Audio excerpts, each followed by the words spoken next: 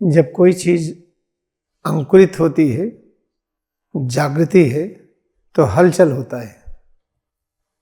जैसे कि बीज का रूपांतरण जब वृक्ष में होता है तो बीज में हलचल होता है।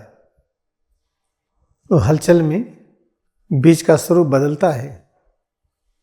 बीज हो जाता है स्प्राउट, बीज में अंकुरण आता है, धीरे धीरे वो अंकुरण बढ़ता है छोटे पौधे के रूप में, बड़े पौधे के रूप में, फिर पूरा वयस्क के रूप में। ऐसे मानव के जीवन में है। जब कोई चीज, जैसे सनातन धर्म इस समय ये जागृत हो रहा है। कल काल में सनातन धर्म सुषुप्त था, केवल इन्हें गिने लोगों को पता था। जैसे कबीर साहब, संत रविदास, गुरु नानक देव जी, इन सब को पता था। और इसके और पहले गौतम बुद्ध, महावीर स्वामी, इन सब को पता था। Saint John, saint Paul, Jesus Christ, Adi Shankaracharya, इन सब को पता था। और पहले इसका विशाल ज्ञान भंडार योगेश्वर कृष्ण, मर्यादा पुरुषोत्तम राम, इन सब के पास भरा हुआ था। वही सनातन धर्म फिर से जागृत होने लगा। द्वापर युग आने की वजह से महाअवतार बाबा ने सुषुप्त सनातन धर्म को जागृत किया। इसका सीधा सा नाम क्रिया योग दिया। इसी सनातन धर्म को प्राचीन वेदों के समय में, वैदिक काल में यज्ञ कहते थे। इसी सनातन धर्म को यज्ञ कहा जाता था।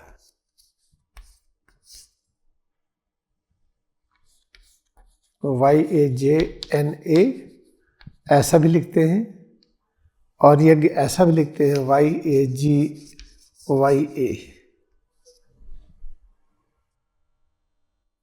तो यज्ञ जो वैदिक काल का यज्ञ था वो सनातन धर्म ही था, और वो चूंकि लुप्त हो गया था, क्या था पता नहीं था। जैसे द्वापर युग लगा, महाअवतार बाबा ने फिर से इसको पुनर्जीवित किया और लाहिड़ी महाशय के माध्यम से सभी को दिया। लाहिड़ी महाशय ने कहा, वो जो पढ़ाते हैं, जो शिक्षा देते हैं, उसको कोई लिखेगा नहीं, लिख करके उनके नाम से प्रचारित नहीं करेगा। और न तो लाहिड़ी महाशय के नाम से कोई संस्था, ऑर्गेनाइजेशन बनाएगा। उनके जाने के 50 साल के बाद ये पश्चिम में उनके विषय में लिखा जाएगा। तो उनके जाने के 50 साल के बाद योगी कथामृत लिखी गई है। इससे पूरा लाहिड़ी महाशय का जिक्र, महाअवतार बाबा का जिक्र, अनेक ऋषि मुनियों का जिक्र है। पूरा सनातन धर्म की फिलॉसफी से संबंधित ये सद्ग्रंथ है। और सनातन धर्म से संबंधित जो मुख्य क्रिया है वो क्रिया योग है, जो चैप्टर नंबर 26 परमहंस योगानंद ने लिखा है और कहा है, इस पवित्र क्रिया को हम पूरी तरह से इसमें वर्णन नहीं कर सकते, क्योंकि सर्व सम्मान के लिए है। पूरा ऐसे सर्व सम्मान के लिए लिख देने पर जो लोग तैयार नहीं, इसको पढ़ करके गलत अर्थ लगाएंगे। इस पुस्तक में चैप्टर नंबर 26 में दिया है, और इसके अंतिम पैराग्राफ में चैप्टर नंबर 26 जो क्रिया विज्ञान है, इसके अंतिम पैराग्राफ में स्पष्ट लिखा है कि भगवत गीता में बार बार जिस यज्ञ की महिमा का वर्णन किया गया है वह यज्ञ क्रिया योग है। इसे लाहिड़ी महाशय ने कहा है, क्रिया योग ही वेद पाठ है, क्रिया योग ही यज्ञ है। तो कृष्ण भगवान ने क्या कहा, यज्ञ और क्रिया योग में है क्या? क्रिया योग, योग का मतलब ऐसी क्रियाएं जो योग की अनुभूति करा दे। योग क्या है? दूरी की शून्यता। जो योग की अनुभूति कर लेता है उसे योगी कहते हैं। तभी तो कृष्ण भगवान ने कहा है गीता के 6वें अध्याय के 46 नंबर श्लोक में कि योगी शारीरिक तप करने वाले तपस्वियों से श्रेष्ठ है। शारीरिक तप क्या है? हम धूप में बैठे, जाड़ा में बैठे और सहें धूप और जाड़ा, कि धूप और जाड़े का असर न हो, बरसात होता रहे, छाता न लगाएं, भीगते हुए चले जाए, भूख लगी रहे न खाएं, प्यास लगी रहे पानी न पिए। इन सबको शारीरिक तप कहते हैं। तो क्या कहते हैं योगेश्वर कृष्ण? योगी शारीरिक तप करने वालों तपस्वियों से श्रेष्ठ है। और क्या कहा? जो किताब पढ़ करके ज्ञानार्जन करते हैं, सुन करके याद करके कहते ज्ञान है, ऐसे ज्ञान योगियों से भी योगी श्रेष्ठ है। जो सुन करके पढ़ करके सोचते हैं कि हम सच जान लिए, उनसे भी योगी श्रेष्ठ है। और अनेक प्रकार के कर्म करके जो जुड़ना चाहते हैं, जैसे हमें जितना का ज्ञान है, जितनी सामर्थ्य उसी के अनुसार हम सेवा करेंगे।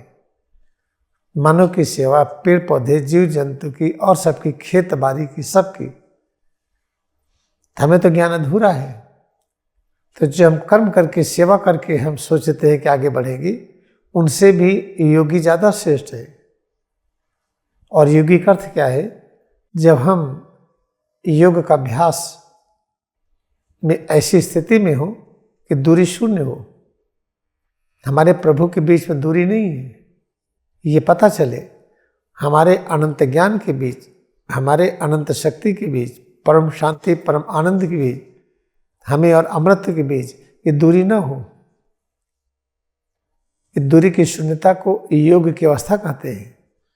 जो अनुभव कर लेता है उसको योगी कहते हैं। तो स्पष्ट किया गया है, योग की अवस्था को अनुभव करने के लिए सामान्यतः 10 लाख वर्ष की आवश्यकता होती है। लेकिन सनातन धर्म की कुंजी, जिसे क्रियायोग कहते हैं, इसके अभ्यास हम एक ही जन्म में 100 वर्ष के अंदर ही हम उस स्थिति को पा जाते हैं जो स्थिति योगेश्वर कृष्ण की थी। अब कहेंगे किसको मिली है? लाड़ी महाशय को। योगेश्वर कृष्ण ने क्या किया था? मरी हुई परीक्षित को जिंदा किया था। नजदीक जाकर के, पहुंच करके लाड़ी महाशय क्या किए? इनका शिष्य जो मिस्टर राम थे, समितिश्वर के गुरु भाई थे, दूर से ही बिना छुए ही जिंदा कर दिया। जो जो योगेश्वर कृष्ण करके दिखाए, वो सब चीज लाड़ी महाशय करके दिखा दिए। जिसे याद रखिए कि महातार बाबा ने जब कहा लाड़ी महाशय से, जो ज्ञान कृष्ण भगवान अर्जुन को दिए थे, उसी ज्ञान को फिर से मैं तुम्हारे माध्यम से पूरे विश्व को दे रहा हूं। उस ज्ञान को हमने रिवाइव कर दिया, कल काल में लुप्त हो गया था। क्या देखिए, सनातन धर्म है क्या? सीधा क्रियायोग का अभ्यास है। जो सनातन धर्म से जुड़ता है उसको कभी अभाव नहीं होता है। शक्ति का अभाव, अनुभूति जन ज्ञान का अभाव, शांति का अभाव, आनंद का अभाव, संसाधन का अभाव, ये सब नहीं होता है। जो मनुष्य बहुत बड़ी निधि है, जितने तरह के मानव की आवश्यकता है उनका भी अभाव नहीं, सब प्रकार के होंगे। और क्या कहा है इसी क्रियायोग चैप्टर में?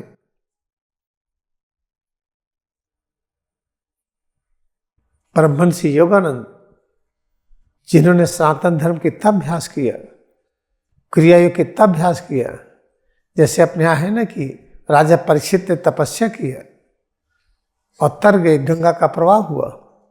ऐसे परमहंस योगानंद जो तपस्या किए, जो सनातन धर्म का अभ्यास किए, जो क्रिया का ध्यान किए, दिखा दिए, उनकी शरीर पवित्र हो गई है।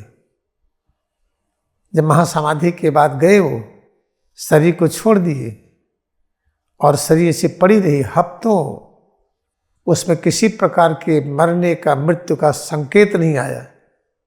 सिर्फ ये था कि हलचल नहीं है, श्वास नहीं है, नाड़ी की गति नहीं है, हार्ट की गति नहीं है, जिसको कहते हैं ब्रेन डेड है।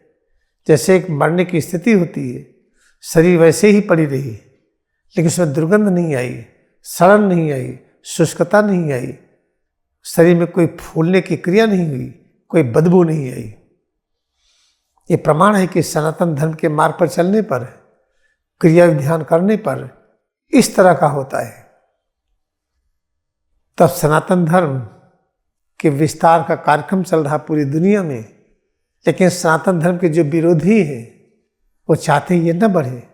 जैसे आदि शंकराचार्य सनातन धर्म की पुनर्स्थापना कर रहे थे, जो बुद्धिज्म था उसको फिर से प्रकट कर रहे थे, तो लोगों ने सोचा कि बुद्धिज्म जो कमज़ोर हो गया है, इस समय कमज़ोर हो गया है, उस तरह से नहीं जैसे लॉर्ड बुद्धा के समय में था। अगर आदि शंकराचार्य उसको प्रकाशित कर दिए, सबका धंधा रुक जाएगा। धंधा क्या था? गाय की बलि चढ़ा के, गाय, भैंस, बकरा, चिड़िया, इनकी बलि चढ़ा करके प्रसाद के रूप में मीट को बेचा जाता था। तो बोले कि अगर आदि शंकराचार्य का ये चीज फिर से लागू हुआ बुद्धिज्म, इसलिए आदि शंकराचार्य को प्रकृष्ट बुद्धा कहते हैं। विश्वविद्यालय में लिख करने का आता है, आप सिद्ध करिए कि आदि शंकराचार्य प्रकृष्ट बुद्धा है। आदि शंकराचार्य क्या कहते हैं? देखिए, बाह्य कर्म कांड अज्ञान का विनाश नहीं कर सकता है। जैसे हमने अपने मन पसंद का मूर्ति बनाया, हम जैसा चाहते वैसे हनुमान जी की मूर्ति बनाया। हनुमान जी परम सौंदर्य की स्थिति में थे। जो मानव का खूबसूरत चेहरा ले लीजिए, जिस मानव के चेहरे को एकदम कहते खूबसूरत, बहुत सुंदर है, जैसे राम और कृष्ण को दिखाते हैं, डिवाइन मदर को दिखाते हैं, पवन देवता का चेहरा वैसे ही सुंदर, हमारी कल्पना से अधिक परे सुंदर। लेकिन अपनी कल्पना का हनुमान जी बना लिया, मैं बंदर की तरह चेहरा। किसने देखा था हनुमान जी बंदर की तरह है? कौन फोटो लिया था उस समय? सनातन धर्म के गलत मार्ग चलने पर हनुमान जी को बंदर के रूप में प्रकट करने लगे। अगर सचमुच मानते हैं बंदर की तरह है, उनका मंदिर बनाए हैं, तो चढ़ावा लेके घर चले जाते हैं, हनुमान जी को ताला बंद कर देते हैं, आप यहीं पड़े रहो। हमारे फूफा, मामा, चाचा, कोई मित्र आता है तो उसको ताला में नहीं बंद, उसके साथ स्वागत करते हैं, उसको घर ले जाते हैं, उसको खिलाते पिलाते हैं। फिर हनुमान जी को ताला में बंद करके सारा इकट्ठा करके पैसा, धन, फल जो आया था चले गए घर। ये कौन सा प्रेम है हनुमान जी का? अगर हनुमान जी को सच में मानते हैं तो हाथ छोड़ के कैसे जा सकते हैं? यही नहीं, भगवान राम, भगवान कृष्ण, काली माँ, दुर्गा माँ, इन सब की, गणेश जी, इन सब की प्रतिमा बना करके खूब चढ़ावा वसूलते हैं। चढ़ावा लेकर के कर्मकांडी पूजा करके उनको तालम बंद करके चले जाते हैं। आदि शंकराचार्य क्या कहते हैं? बाह्य कर्मकांड अज्ञान का विनाश नहीं कर सकता है, क्योंकि ये दोनों परस्पर विरोधी नहीं है। मतलब अज्ञान और कर्मकांड ये दोनों एक है, विरोधी नहीं है। तो इससे हमको शांति नहीं मिलेगी। सनातन धर्म का अभ्यास करने से शांति मिलेगी। सनातन धर्म क्या है? जो कृष्ण भगवान ने अर्जुन को दिया था, वही महातार बाबा कहते हैं इस क्रिया युग में।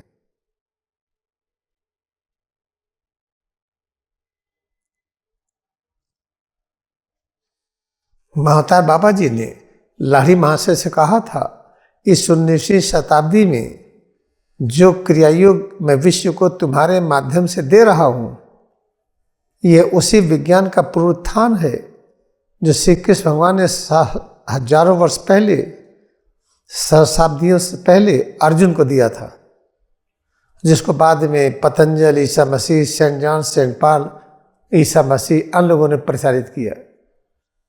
ईसा मसीह, जीसस क्राइस्ट, सनातन धर्म का प्रचार किए।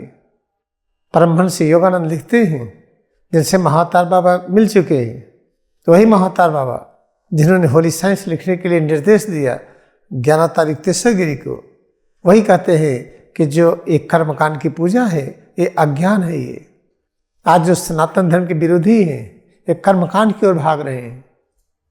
उससे जो कुछ आता है लोगों को बांट करके, चढ़ा करके अपने पक्ष में भीड़ जुटाते हैं। जैसे आप कहीं जा रहे हैं, आप ले जाइए दाना, चिड़ियों को खिलाइए तो चिड़िया आपके अगल बगल आएंगी। ऐसे जा रहे हैं, कुत्ता है, डॉग है, उनको आप दीजिए, रोटी दीजिए, बिस्किट दीजिए, जहाँ जाए कुत्ते आपके पास पास होंगे। ऐसे लोग कर्मकांड करके, धन इकट्ठा करके उन लोगों को इकट्ठा करते हैं जो सनातन धर्म के विरोधी हैं और जुलूस निकालते हैं और भारत को आगे बढ़ने से रोकते हैं। आदि शंकराचार्य को इन्होंने सिर काट करके उनको मार दिया और कहते सशरीर स्वर्ग गए। याद रखिए, सत्य सार्वकालिक होता है। कोई सशरीर स्वर्ग जाता तो आज भी कोई जाता। हाँ, पहले ज़्यादा लोग जाते होंगे सत्ययुग में, त्रेता में कम जाएंगे, द्वापर में और कम, कलिकाल में और कम। अगर आदि शंकराचार्य सशरीर स्वर्ग गए तो कोई एक तो जाता हुआ दिखेगा, नहीं दिखता है। उनका गला काट करके उनको हटा दिए कि कहीं बुद्धिज्म फैल ना जाए। ऐसे ही संत रविदास को, जो 149 वर्ष के थे, दिखने में 40 वर्ष के लगते थे, 40-45 के बीच में, उनको मार करके चमड़ा निकाल लिए। चमड़ा इसलिए निकाले क्योंकि बड़े पूज्य थे वो। मीराबाई उनकी शिष्या थी, कबीर साहब उनसे दीक्षा लिए थे। कबीर साहब संत रविदास को बहुत ही मानते थे, संत रविदास को जानते थे बहुत ऊंचाई पर है।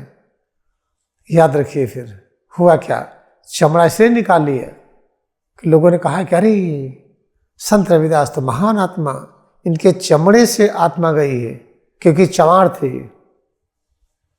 ये सब सनातन धर्म के विरोधी हैं जिन्होंने संत रविदास को मारा, जो टॉर्चरिंग करते थे कबीर साहब को।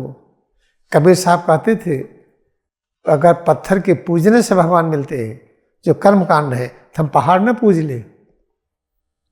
अगर जो जो चिल्लाने से खुदा खुश होता है, तो जो मस्जिदों पे चिल्लाते हैं, कहते खुदा बहरा नहीं है, वो चिल्लाने से नहीं सुनेगा, अंदर की ज्ञान की अनुभूति से बात करिए उससे। तो सब सनातन धर्म की विरोधी, जो कबीर का विरोध किए, गुरु नानक देव जी के लोगों ने कहा कि तो बहुरूपिया है, वो सब सनातन धर्म के विरोधी। जो स्वामी विवेकानंद का विरोध किए कि भगनी निवेदिता को रखेल ले आए हैं, वो सनातन धर्म के विरोधी हैं। जो परमहंस योगानंद का विरोध किया, उनके ऊपर केस चलाए, वो सनातन धर्म के विरोधी हैं, क्योंकि जीसस क्राइस्ट सनातन धर्म का प्रचार किए। आप बाइबल में देखिए जीसस क्राइस्ट की टीचिंग वही है जो बुद्धिज्म है। वो इससे एक ढेर सारे लोग हैं जो धन पर बिक जाते हैं। जैसे जलियांवाला बाग में भारतीयों ने भारत को मारा, जो भारत के लोग थे यही गोली चलाए, भारतवासियों को गोली से उड़ा दिया। पैसे पर बिके थे, तनख्वाह पर बिके थे। ऐसे ढेर सारे लोग हैं, अनाज पर बिक जाते हैं, नमक पर बिक जाते हैं, पैसे पर बिक जाते हैं। ये सनातन धर्म के विरोधी हैं। जो आदमी पैसे से प्रभावित होकर के गलत काम करे, वो सनातन धर्म का विरोधी है। जो लोग बिना पैसे लिए सेवा न करे, सनातन धर्म के विरोधी हैं। याद रखिएगा, हम सेवा करने के बदले हम पैसा चाहें, अगर पैसा न कोई दे तो सेवा न करें, तो हम सनातन धर्म के विरोधी हैं। इससे क्रियागाश्रम में किसी प्रकार का शुल्क नहीं लगाया जाता है, कि पूरा क्रियागाश्रम में सनातन धर्म का ही प्रचार हो रहा है शुरू से लेकर के आज तक। इसीलिए यहाँ पे 100% लोग ठीक हो जाते हैं। यहाँ आने के बाद उनको चिंता खत्म हो जाती है, और रागद्वेष खत्म हो जाता है, घृणा खत्म हो जाती है, माया से ऊपर उठ करके शारीरिक बीमारियों से मुक्त हो जाते हैं, मानसिक तनाव चिंता से मुक्त हो जाते हैं।